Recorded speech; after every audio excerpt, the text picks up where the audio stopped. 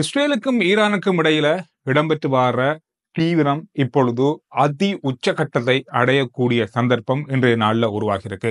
இலங்கையை பொறுத்தவரையில இது தொடர்பாக எப்படி கவனம் செலுத்தப்பட்டிருக்கு அப்படின்னு சொல்லி பார்த்தா, ஈரான்ல இருக்கிற இலங்கை தூதரகம், அதாவது தெஹ்ரான்ல இருந்த இலங்கை தூதரகம் உடனடியாக இடம் மாற்றப்பட்டிருக்கிறது. அதற்கான இடமும் முகவரியும் மாற்றப்பட்ட அந்த முகவரியை உடனடியாக இன்றைய நாளில் அறிவிச்சிருக்காங்க. எனவே ஈரான்ல இருக்கிற இலங்கையர்கள் இந்த முகவரியூடாக தொடர்பு கொண்டு மேலதிகமான தகவல்களை அறிந்து கொள்ளக்கூடியதாக இருக்கும். அது மட்டும் இல்லாம இங்கு நடக்கின்ற போர் காரணமாக அங்க இருக்கிற மக்களை வெளியேற்றத்துக்கு அல்லது அங்கிருந்து நாட்டுக்குள்ள கொண்டு வரத்துக்கான பேச்சுவார்த்தைகள் இப்பொழுது நடந்து வருவதாக சொல்லப்படுது. இதற்கு இந்தியாவிடமும் உதவி கோரப்பட்டிருக்கிறது, தரை வழியாக இவர்களை நாட்டுக்குள்ள பத்திரமாக கொண்டு வரத்திற்கு.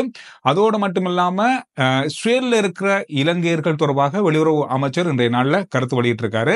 பாராளுமன்றத்தில் உரையாற்றும் போது சொன்ன ஒரு விஷயம் என்னன்னா, இஸ்ரேல்ல இருக்கிற வேலைகளுக்காக அல்லது அங்கு ஏதோ ஒரு காரணத்துக்காக இருப்பாங்க இலங்கையர்கள், அவர்களை பத்திரமாக இந்த யுத்தத்தினால் பாதிக்கப்படாம நாட்டை விட்டு வெளியே அல்லது நாட்டிலிருந்து இலங்கைக்கு கொண்டு வரதுக்கான ஏற்பாடுகளும் அதிகபட்சமான பதட்டம் ஏற்படும் பட்சத்தில் இது மேற்கொள்ளப்படும். மிக அவதானமாக இப்பொழுது இது தொடர்பாக ஆராயப்பட்டு வருவதாகவும், பக்கத்தில் உள்ள நாட்டின் ஊடாக தரை வழியாக அங்கு தனி விமானம் அனுப்பியாவது இலங்கையர்களை நாட்டுக்குள் கொண்டு வரதுக்கான ஏற்பாடுகளை அரசாங்கம் செய்யும் அப்படின்ற மாதிரியான விஷயத்தை இன்றைய நாளில் வெளியுறவு அமைச்சர் விஜித ஹேரத் இன்றைய நாளில் சொல்லியிருந்தார். இந்த மாதிரி பல விஷயங்கள் இஸ்ரேல் ஈரானுக்கும் இடையில் இடம்பெற்று வருகின்ற யுத்தம் தொடர்பாக இலங்கையிலும் பாராளுமன்றத்திலும் இது தொடர்பான பேச்சுக்கள் விவாதங்கள் இடம்பெற ஆரம்பித்திருக்கு. இன்றைய நாளில் இஸ்ரேல் ஈரான் பக்கமாக நடந்திருக்கிற சில முக்கியமான விஷயங்கள் மிகப்பெரிய ஒரு பதட்டத்தையும், அமெரிக்கா இதற்குள்ள நேரடியாக வரக்கூடிய அல்லது இந்த யுத்தத்தில் பங்கு கொள்ளக்கூடிய அளவிலான சில நடைமுறைகள் நடவடிக்கைகள் இப்பொழுது மேற்கொள்ளப்பட்டு வருகிறது. இன்றைய நாளில் நடந்திருக்கிற மிக முக்கியமான தாக்குதல்கள் இதுக்கு காரணமாக அமைந்திருக்கு. இந்த தாக்குதல் காரணமாக ஈரான் இஸ்ரேலுக்கு இடையிலான போர் மிகப்பெரிய ஒரு பதற்றத்தை ஏற்படுத்தி இருக்கிறது. ஈரான்ல இருக்கிற உள்நாட்டு பாதுகாப்பினுடைய தலைமையகம் மீது இஸ்ரேல் தாக்குதல் நடத்தியிருந்தது. இது ஒரு மிகப்பெரிய ஒரு தாக்குதலாக பார்க்கப்படும். அதே நேரத்தில் இஸ்ரேலுக்கான பதில் தாக்குதலாக ஈரான் இன்றைய நாளில் அவர்களுடைய இலத்திரனியல் அல்லது ஆயுத களஞ்சியங்கள் மீதான அந்த கட்டடத்தின் மீதான தாக்குதல் நடத்தப்பட்டிருந்தது. இதுவும் ஒரு மிகப்பெரிய ஒரு சேதத்தை ஏற்படுத்தியிருந்ததாக சொல்லப்படுது. ஈரானுடைய உச்ச தாக்குதல்கள்ல இதுவும் ஒன்று சொல்லப்படுது. இதுக்கு பக்கத்தில் இருந்த வைத்தியசாலையும் இதனால பாதிக்கப்பட்டிருக்கு, அல்லது இந்த வைத்தியசாலை மீதும் ஈரான் இந்த தாக்குதலை நடத்தி இருக்கிறது என்பது மிகப்பெரிய அளவிலான இஸ்ரேலினுடைய கண்டனத்துக்குள்ளாகி இருக்கிறது. நெதன்யாஹூ சொல்லியிருக்கிற விஷயம் சொன்னா, இஸ்ரேலுக்கு இந்த மாதிரி ஒரு தாக்குதல் நடத்தப்பட்டிருக்கு, அதுவும் வைத்தியசாலை மீது நடத்தப்பட்ட தாக்குதலுக்கு விலை மதிக்க முடியாத அளவிலான இழப்பை இஸ்ரேல் ஈரானுக்கு கொடுக்கும்.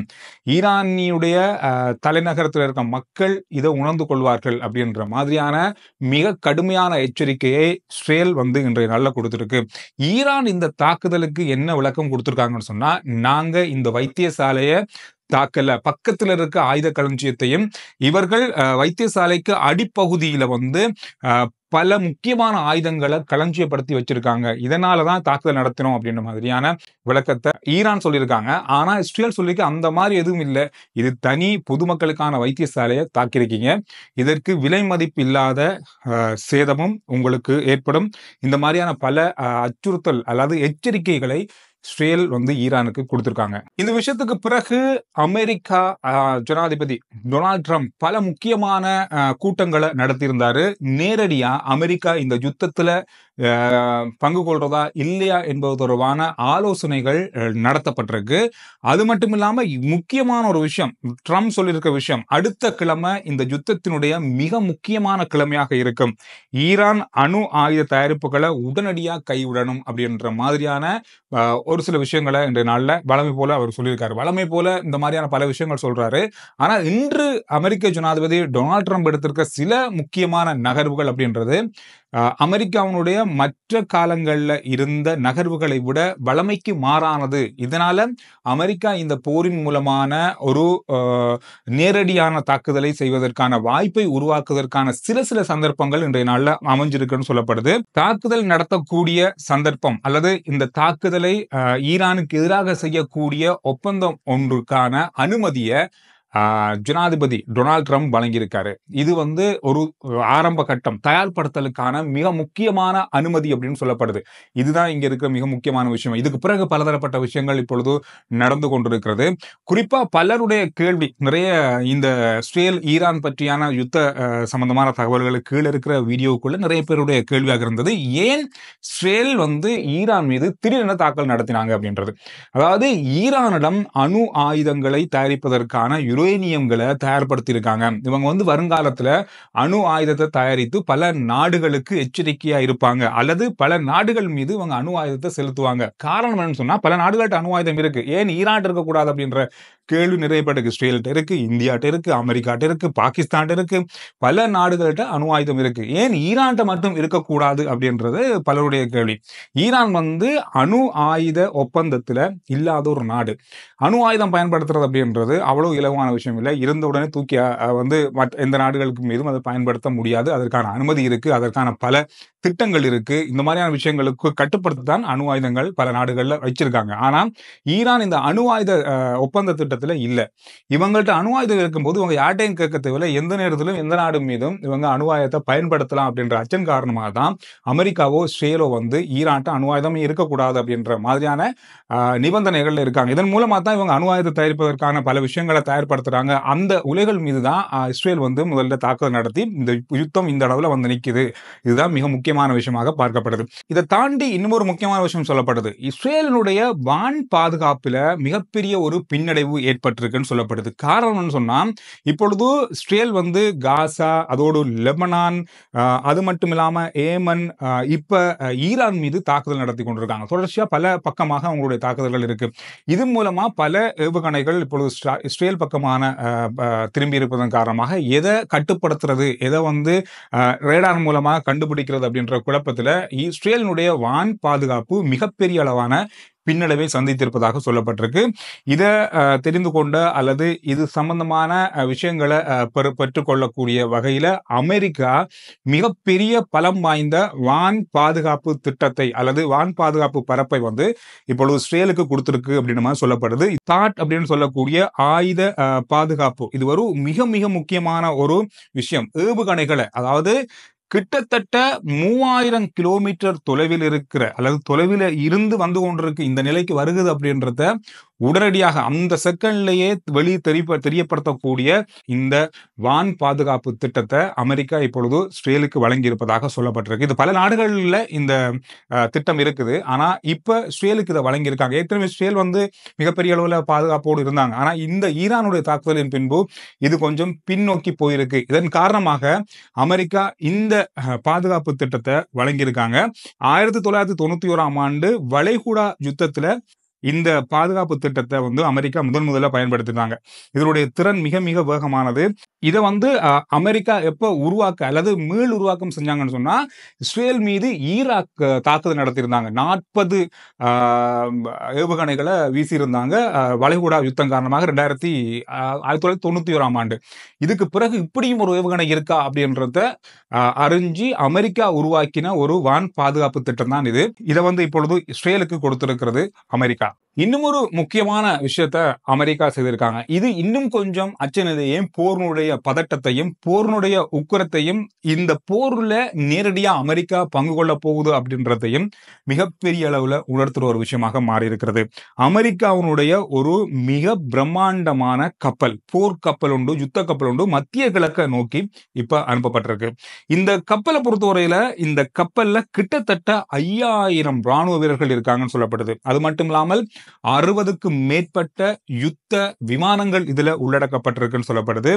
இந்த கப்பல்ல 2 அணு ஆயுதங்களை தாங்கி செல்லக்கூடிய 2 விமானங்கள் இதுல இருக்குன்னு சொல்றாங்க. இது பிரம்மாண்டமான ஒரு அமெரிக்காவுடைய யுத்த கப்பல். பல இடங்கள் இருந்தாலும் மத்திய கிழக்க நோக்கி இந்த கப்பல் இப்பொழுது அனுப்பப்பட்டிருக்கிறது ஒரு பரபரப்பை ஏற்படுத்தி இருக்கு. இந்த கப்பலுடைய மிக பெரிய விஷயங்கள் என்ன அப்படின்னு சொல்லி பார்த்தா 25 வருடங்களுக்கு இந்த கப்பல்ல எரிபொருள் நிரப்ப தேவையில்லை. 25 வருடங்களுக்கு தேவையான கப்பல் எரிபொருள் இதுல இருக்கு. இதுல பெட்ரோலோ டீசலோ இதுக்கு பயன்படுத்தப்படாது. அணு உலைகளை வச்சு இந்த கப்பல் இயங்குது அப்படின்னு சொல்றாங்க. இதனால 25 வருடங்கள் தாக்குப்பிடிக்கக்கூடியது.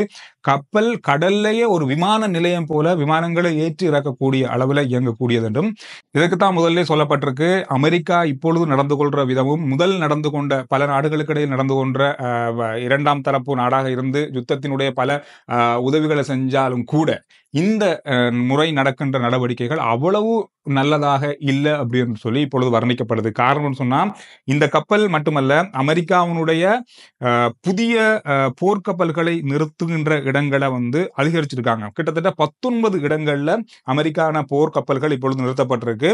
இதுல நிரந்தரமானது 8 அப்படின்னு சொல்லப்படுது. 8 ஏற்கனவே இருந்தது. இந்த யுத்தத்தின் பிறகு 19ஆக மாத்திருக்காங்க.